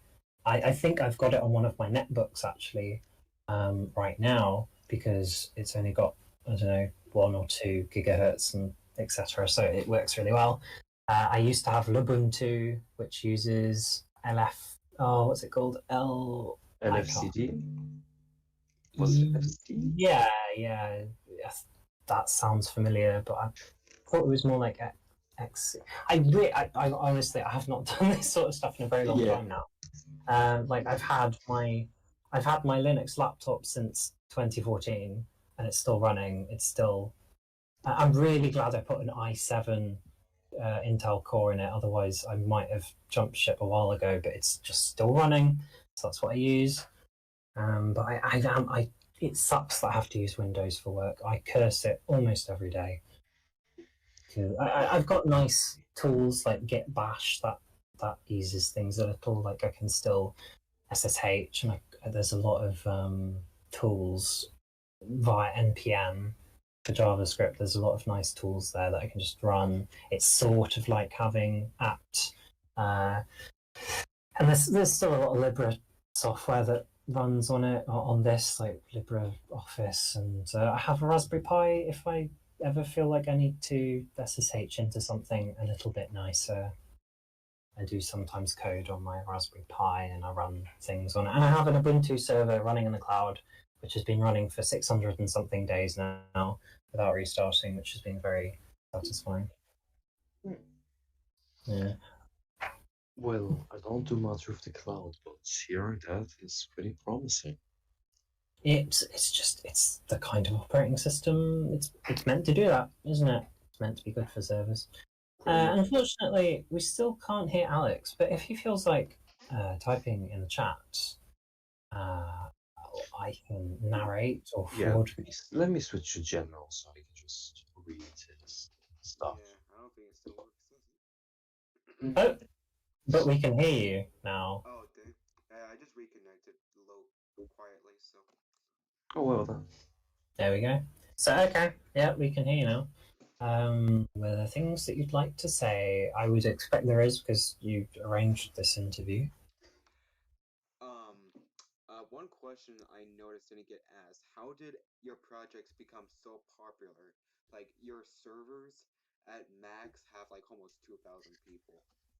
Well, that is a good question. Well, I did answer those questions. I did because I said it was. I'll recap because you must not have heard. I said it's a bit of a trick question because actually my projects are not that popular. The Stranger Chat server is because I finally made a project that people actually care about. Like everyone can interact with an anonymous chat server. It's just for everyone, right? Unless you're completely misanthropic or entirely introverted, then you can at least give it a go. In Citrix only has myself, Ford, and the slapdash number of other people that use it on Deadline or something like that, but otherwise it's not that popular. I am trying, even though I know in my heart that it's a garbage language, like it's so slow. It's really slow. I will try and make it faster. I have got translation efforts, etc. One day it'll be fast. And really, sometimes I don't even it's very rare that I come up with something that it's too slow to do, so it's fine. And then yeah, my other projects like Auekha is not actually that popular. I just make it I make it my identity that I have a religion. Like even my my tag is Auekha, which is half the religion name and half of my wife's name. And it's my profile photo is the symbol of the religion, and I put it in my bio and all that sort of stuff. It's not actually that popular. To me, it's not popular because it doesn't have, at the moment, it doesn't have any other adherents. Last month, there was someone that did say they were interested in adherents, but when that happens, most of the time, they don't actually do anything. So it's not popular. It's not popular. I suppose I have the air of having popular projects, but secretly, I don't. But it is, I suppose, in some ways, it is a form of success because I wanted people to use my projects always. I've wanted people to use my conlangs, my constructed natural languages. Very few people ever did, but I was always very happy when they did. And I always wanted people to use one of my coding projects, and Citrix has become that project. I got what I wished for. People use it. And when it comes to my religion, it's been very personally helpful to me, as you'd expect, of any belief system. And it has sparked many interesting conversations, many interesting conversations that I probably never would have had if I didn't have a religion that I founded. So that's nice. So by some measures of success, for some people, and myself, I suppose, I'm grateful for the position I'm in. I've got nice communities around me that I've built up myself, and my projects get used to some extent. But there's always going to be more. I think the biggest source of self-actualization, if you want to call it that, is my job, because people actually use the software that I write at my job. The business that I work for, we recently did a few months ago we did the Scottish Nationalist Party. I should really know. I think I'm good. The SNP. I need to look up. I'm very embarrassed right now. SNP. Please be Scottish Nationalist Party. Please. Oh, National. I was very close. Scottish National Party. My gosh. We recently did their leadership election. So thousands, tens of thousands, I can't remember how many thousands, participated in that election using software that I wrote.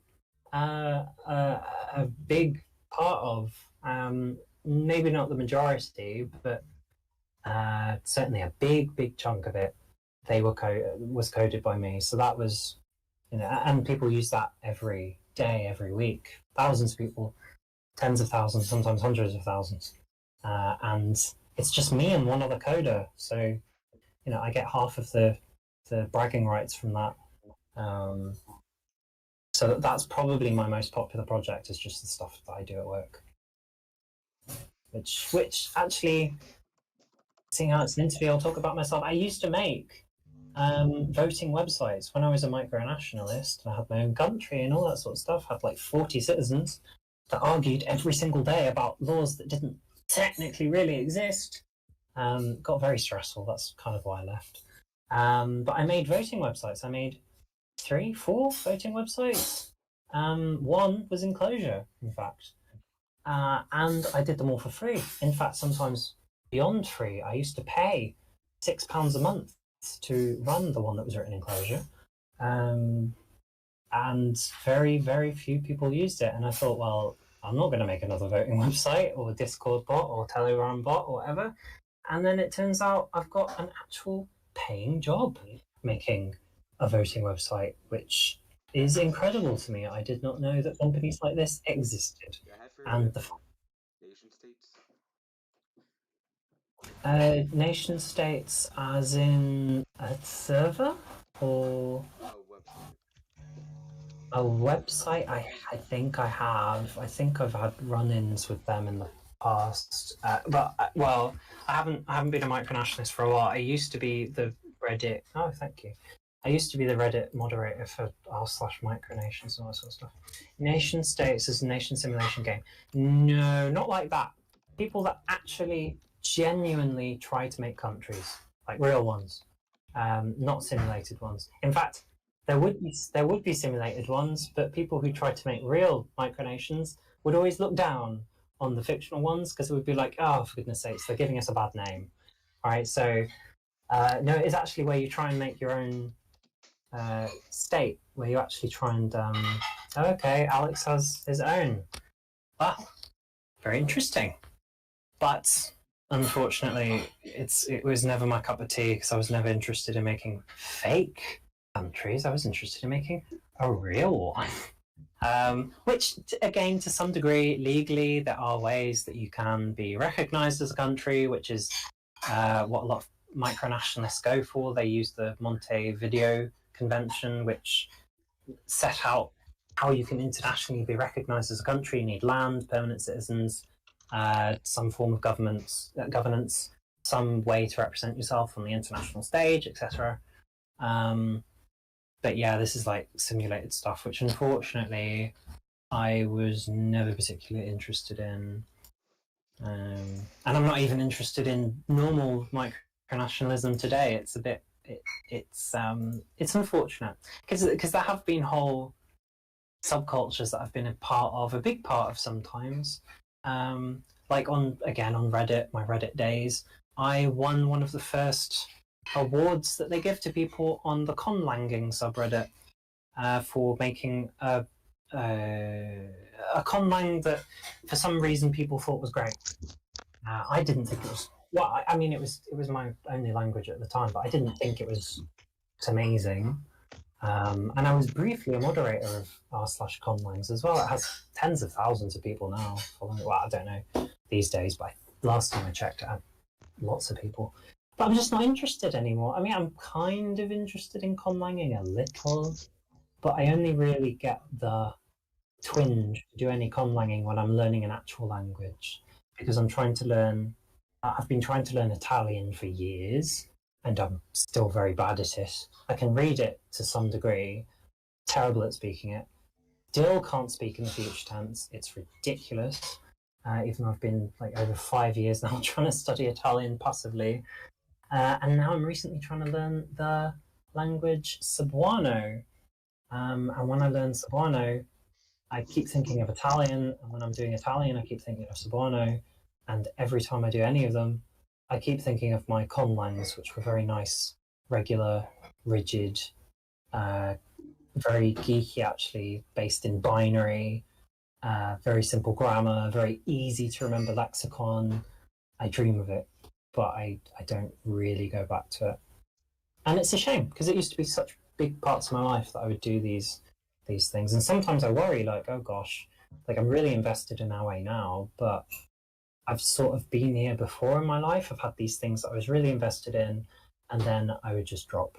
But I think now I'm getting older, and my interests are they're just staying more static for longer. So Auekha, I'm at least going to try and do 10 years of, right? Whether it fails or doesn't, I'm going to try and stick around for a long, long time. I think I'll always carry it with me. It's a religion. It's meant to be carried with you forever. But if it doesn't gain any adherence after literally 10 years of me trying to get adherence, I think that's the world trying to tell me something. So I would just go private with that. In Citrix as well, all good things will come to an end. In Citrix has its heyday at the moment, but one day, Deadline, the Roblox game that it was commissioned for, that will eventually disappear as well. All good things will come to an end. It won't be around forever. It won't be like C++ where it just seems to stick around forever. Even COBOL, it will eventually go. Same with everything on Discord, really. That is sadly true. Yeah, so you have to enjoy it for the moment. So for this brief moment, it's all very interesting to me. But Yeah, I can imagine my tastes will change eventually. But actually, making, I don't know. I might make another programming language in the future. It's not off the cards really, but I'd need a lot of free time. I would need to go down to like doing a 4-day work week or something radical like that, or I'd have to get a job in designing a programming language, which I didn't think that there were jobs for voting, and now I've realised there are. But for making programming languages, I think it is just a little too small of an industry when there are so many other really talented people making their own languages as well. All the programming problems that I personally have are solved by things like TypeScript and C++ and such. So and C#. So I probably won't make another language. As for conlanging as well, I might make another natural language. We don't know. It might be in a this asteroid of interest might be on just an incredibly elliptical orbit that will eventually come back and interest me again. I don't know. I think there is one big thing that's been missed out from this interview, though. I realised earlier. It's not been a question, but let me just check my messages from Alpha. Oh, yeah. One of the big things that I do try and make part of my personality is that I'm vegan, and you can tell who's a vegan because I'll tell you that they're vegan. But really, I try to be quite an outspoken one. Like earlier, I said that I made a Discord bot that just basically posts vegan propaganda every 6 hours in the form of little cartoons showing cognitive dissonance and such. That's a fairly big part of my life as well. If you have any questions around that. Yeah, how long have you been vegan? I've been vegan. Let me check the app that I have that I told it when I went vegan. If my phone's gonna, my main phone ran out of power now. That's very rare, but I have been walking around in the sun, so I'm not surprised that it's happened. I think 2018. Wait, no, I've got it written in my notes app. I can go there instead. The app that I made that saves notes in GitHub, just of all things. I went flexitarian in 2017, but I fully went vegan October 2018. So 5 years. Dang. What would you say about being vegan, just at all? Like, should people be vegan or just stick to their own opinions? What was the very first part of your sentence? Because it was a bit cut off. Should people be vegan?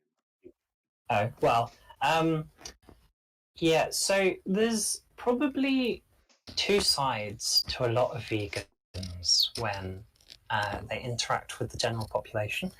The one side is the very nice side that, it gives support when someone says, oh, I'm going to try going vegetarian. Like, oh, that's sweet. That's good. Baby steps, But then, not for all vegans at all, but there is another side that just wishes that literally the entire world would get its act together and become vegan already, and that it would be illegal to kill or exploit in any way any animals anywhere at any time for any reason, etc. And yeah, so there's two sides of that. There's the nice side where I'm like, oh yeah, respect everyone's opinions, but secretly I genuinely want the laws changed around things like the ability to abuse animals in any way through even the most what seems like innocuous exploitation, because honestly it's like living in a world, I say this often, it's like living in a world where everyone is kicking puppies all the time, everywhere. They're kicking puppies at breakfast, at lunch and dinner. They're telling you about when they kicked puppies last week and it was great, and it's just you're just surrounded by them. But of course it's actually consuming chicken and beef and pork and milk and using leather and etc. But it's all the time. Once you, it's interesting. It's been probably the most interesting experience that I could have had in my life going vegan, because to me, it's actually not that big of a deal. To me, it's the default. Like, yeah, I'm not going to eat meat and like dairy and stuff like that because I just don't want it. I know where it came from, and I don't want to be a part of that. So to me, it's the default. But then when I interact with other people, it's like you've completely jumped the fence in some way. Like the entire society looks different to you. Once you switch to it, you've just kind of alienated yourself, and it is ridiculously interesting because all of a sudden everyone has the exact opposite beliefs to you in a very specific, well, not very specific, and actually very general thing of what should you put in your mouth, food-wise. Which should you put in your mouth, and should leather exist and all that sort of stuff. And it's very contentious, and it gets very heated, and it can be difficult for me because I'm not one of the people that would just go, oh yeah, it should go down to personal opinion. Because if you, for example, don't believe in the exploitation of children, why would you ever go to someone and go, it's your opinion, you want to exploit children, you want to let them do child labour and all that sort of stuff? I get it. Let's agree to disagree. You don't do that, right? So it's the same when it comes to animals. It's like, no, why would I allow you to abuse animals? It does not make sense. So in one way, it's not like I'm going to come to your house and try and murder you if you're not vegan. Obviously, there is really very little I can do. And here's some wise life advice that Juhis asked for earlier.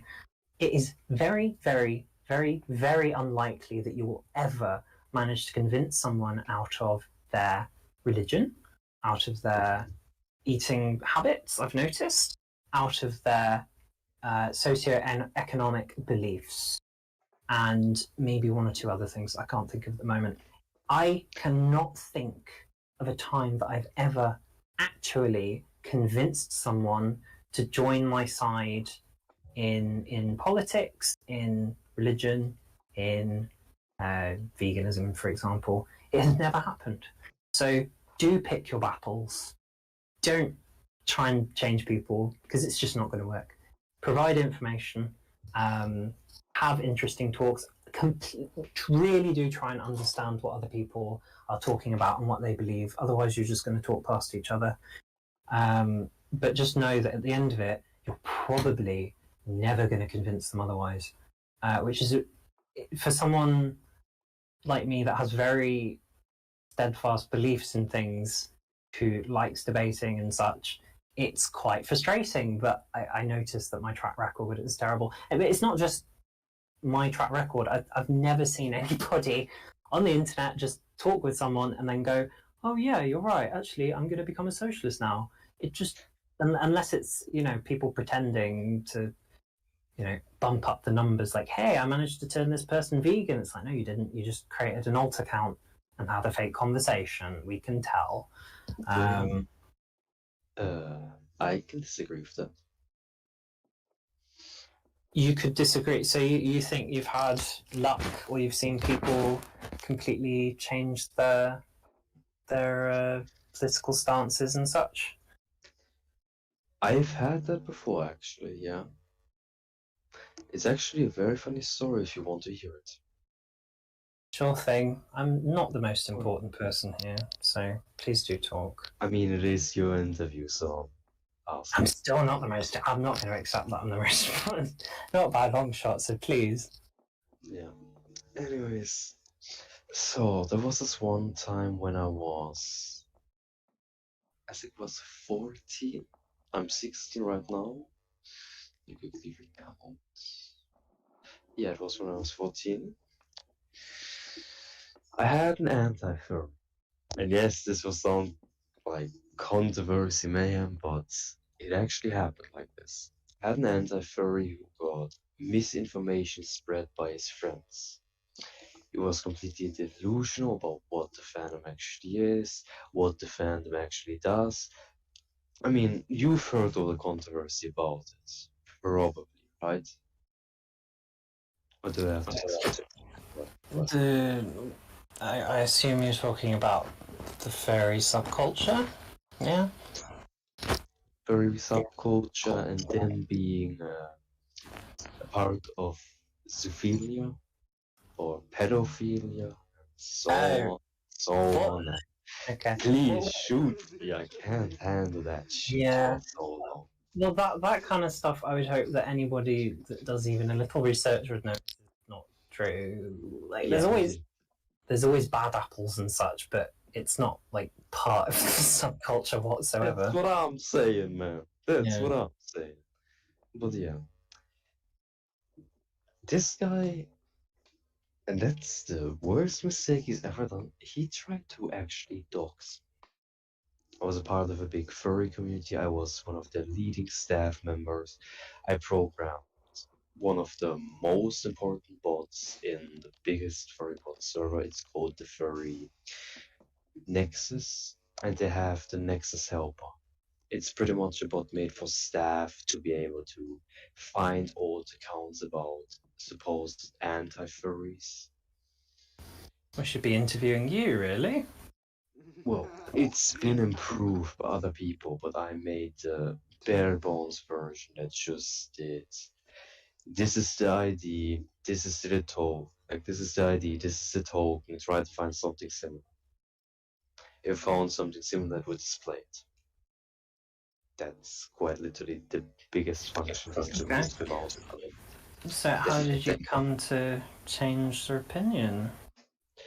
Well, when they were doxing, they tried at least.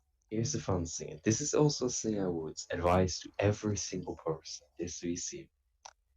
Never, ever, always say the truth about where you live, what your real name is, blah blah. Because if you say, hey, this is my real name to one person, then change it to another person, change the name, change the state, people, you can figure out who is the person that's giving information to the doxer. And that's exactly what I did. So this guy had the wrong name, the wrong address, the wrong partners, the wrong everything. He even tried to get my IP address, which was also wrong since I'm using a VPN. I looked which one matched, found the person, gave him a talking to, and then I went back to the end. And I said, listen, buddy, why the fuck are you doing this anyways? Like, just straight up say it like that. He said, because you're a fucking pedophile, you're a zoophile, you fuck animals, and so on and so on. At some point, I just stopped and I said, man, do you want me to show you what we actually do? Or do you want to believe the anti-furries who actually don't know jack? I can't say that word, I think, but you know damn well what I mean. But yeah, he said, fine, show me the lies. I sat down, called him, he joined the VC. I said, buddy, just listen, I'm a screenshot, I'm gonna show you some actual factual stuff.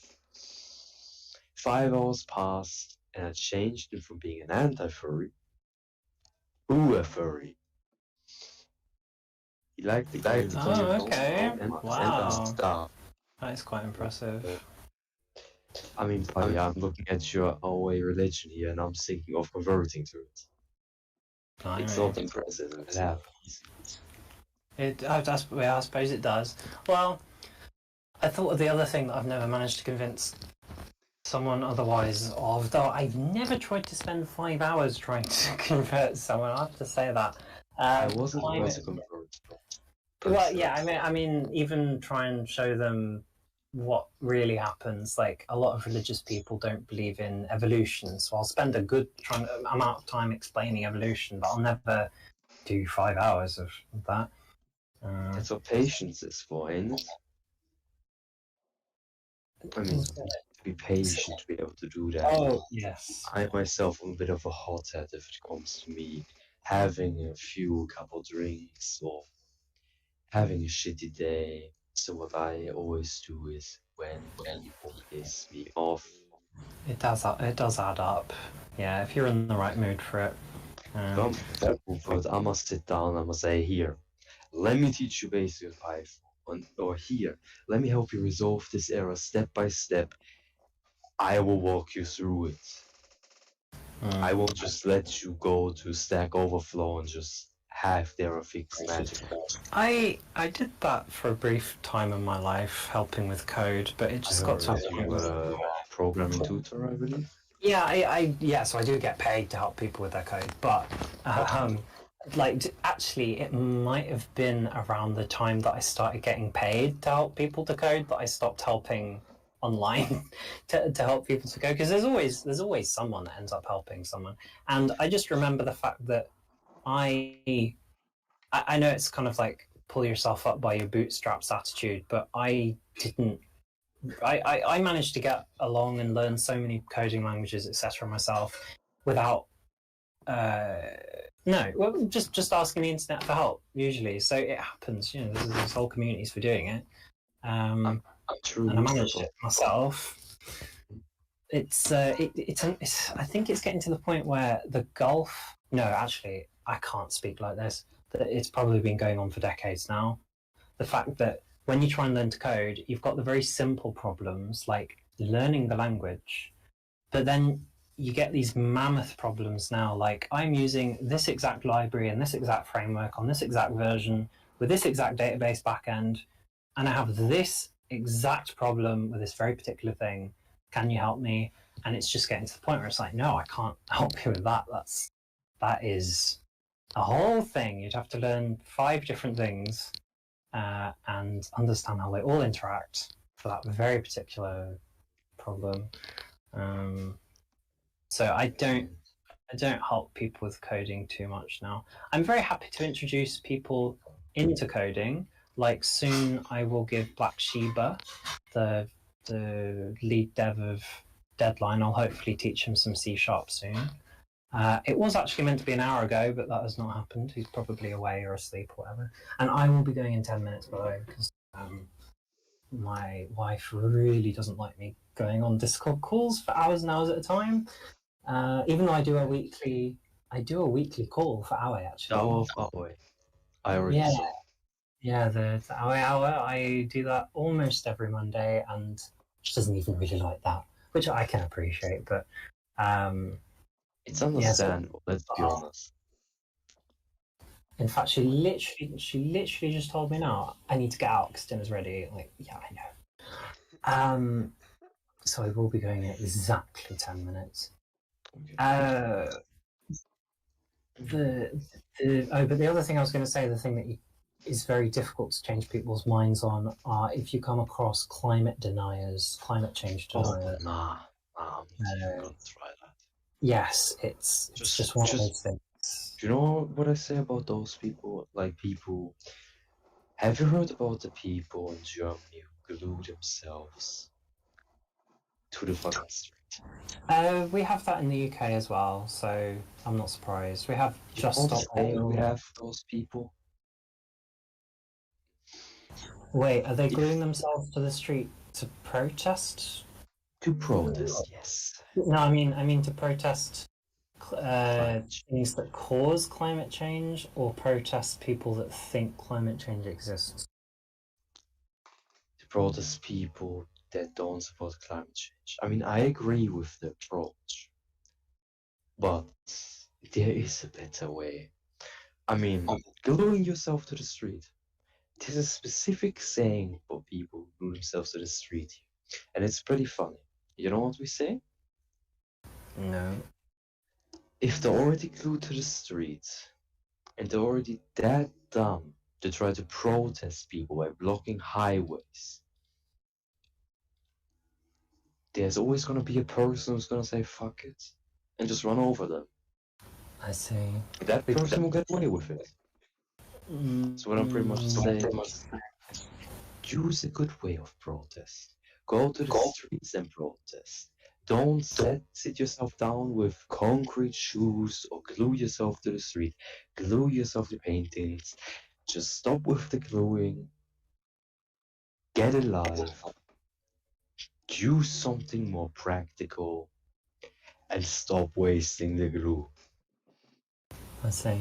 I would hope that they wouldn't get away with running over another citizen of Germany. That does sound a bit harsh. At this point, the police really doesn't give a shit. Well, I'd hope that law would prevail there.